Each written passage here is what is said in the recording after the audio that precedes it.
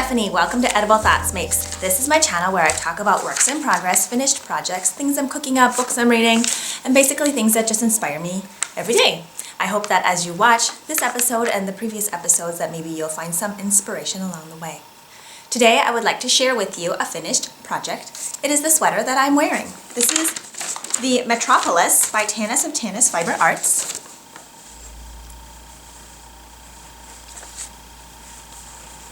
It is a free pattern on Ravelry, and it features a cowl-like turtleneck, ribbing on the sleeves, and long ribbing on the body. It is a great sweater to let some special things in a yarn shine through, because it is, I would say it's a pretty basic construction of a sweater, and so you have lots of areas where your yarns variegation or speckling or tweediness or marling can shine through. I finished the sweater just in time for these freezing temperatures. We are in single digits, zeros, negative digits in Fahrenheit with wind chill. So this is the perfect cozy sweater to snuggle up with a book or to run errands, really anything that you need a little bit of cozy factor to. Let me tell you a little bit about the pattern. Here is the printout. I followed the pattern mostly as written, some parts unintentionally, and I'll tell you why those adjustments were unintentional. The pattern comes in 11 sizes, so I would consider that very size inclusive. It is recommended to make it with 2 to 4 inches of positive ease. The sizing starts at 31 inches and goes to 64 inches for a bust circumference. I made the second size at 33.25 inches. It is made with chunky weight yarn. The recommended yarn in the pattern is the Tanis Vibrant Arts Pure Wash Chunky Weight yarn. I did not use that yarn. I used yarn that I had, which also led to some issues. So I'm sure if you use the yarn that's recommended in the pattern, you will be fine. I did not do a gauge swatch. Now, the reason I didn't has to do with my yarn again. So now would be a good time to tell you what happened. It is a one-of-a-kind yarn, but I figured usually one-of-a-kinds refer to the dye job, and sometimes, like between skeins, the speckling might vary, the color might vary a little bit, like the recipe's not exact from skein to skein. Well, the issue I ran into was that I had a package of several skeins of the same one-of-a-kind, and my issue ran into the weight of the yarn was also different. So even though it was all single ply, if you look at this one, I feel like this one might be closer to a worsted weight, whereas this one is probably closer to a bulky, super bulky. Like this particular yarn is already slightly thick and thin in spots, but between skeins, it is totally different. Now you might wonder why I decided to do it anyway. Well, I had it in my mind that this is what I wanted to look like. I really, really like the speckles, I really like the pink, and I just decided to go for it. So I did not do a gauge swatch because it wouldn't have made actually much of a difference, and it wouldn't have given me an accurate fabric of what it was going to turn out to be. Because depending on which skeins I was using, if I was alternating skeins or not, then my fabric density would change. So I just went for it. I made the second size up from the smallest size, and then my expectations were if it went a little bit bigger or a little bit smaller, it would still be okay. So I just went with that. Now I did then have to strategically place where I wanted the slightly thinner yarn and the slightly thicker yarn to be on my sweater, just depending on how I imagined it would look and feel and drape. So it is a top-down sweater, which is my favorite construction because I can try it on as I go and kind of just get an idea of how it's going to look as it progresses. The gauge that's in the pattern is 12 stitches by 15 rows for 4 inches of stockinette in the round on the larger needles, post blocking. needle sizes recommended are 6mm, 7mm, and 8mm. I did not have a 7mm, so I just went with the 6 and the 8mm. And I didn't learn any new techniques. I have not made a sweater that had this kind of cowl neck, turtleneck before, so that was a new, I would say, detail for me in a sweater, but there weren't any new techniques to learn. So I feel like this sweater would be great for a beginner, and it's very basic. You just have some ribbing, some increases to do, and picking up stitches, but it looks really nice.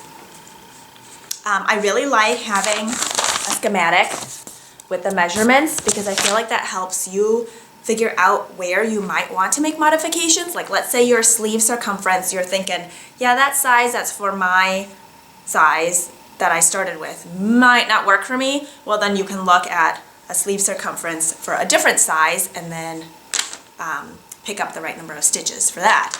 Or lengthen the increase here so you have a deeper armhole. So let's see, what did I do differently? Oh, so for the sleeves, I decided to use the thinner weight yarn because I wanted to make sure my arms could still fit through my winter jacket. But also in doing so, my sleeve circumference ended up being really small when I picked it up at the top. Now I have really skinny arms, so that wasn't a huge deal, but it was like really small once I got to the second set of decreases. So then I frogged back and decided only to do 1 or 2 decreases, I can't remember. But I didn't do the decreases all the way down because it was just going to be way too small. So I just did, I think like maybe I picked up a couple extra stitches along the bottom to help close up holes, and then I think my next round I decreased to go back to the right number of stitches, and then I think I did the first set of decreases in the pattern and then didn't do any of the rest.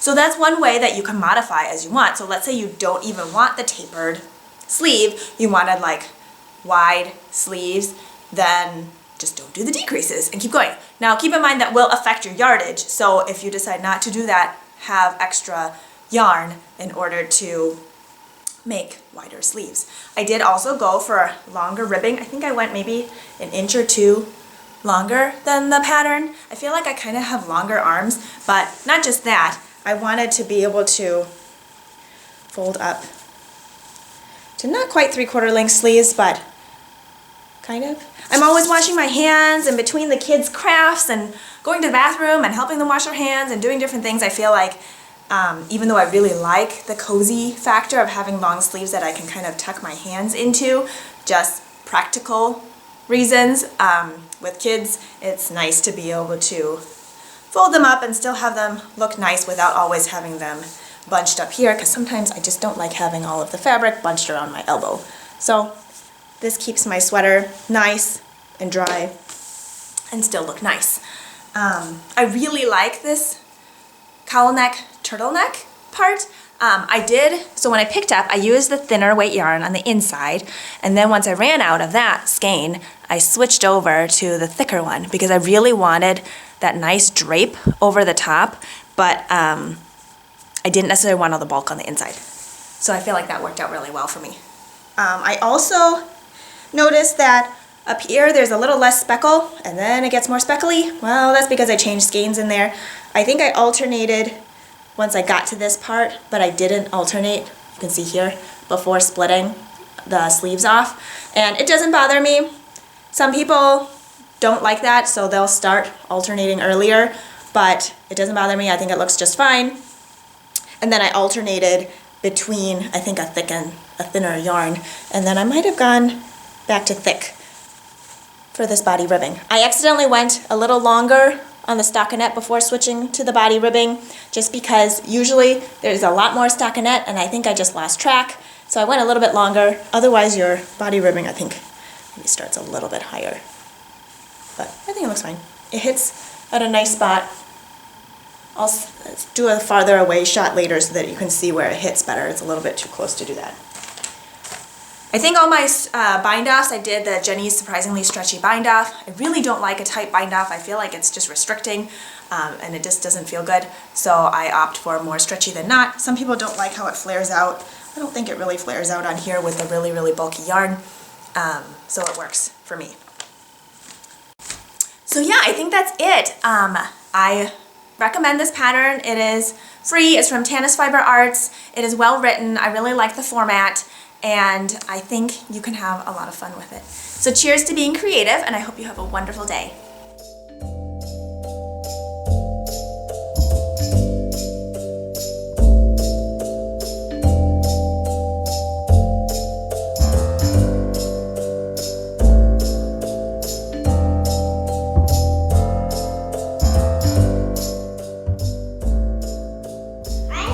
Extra stylish. You do look extra stylish. Can you go finish? You have to make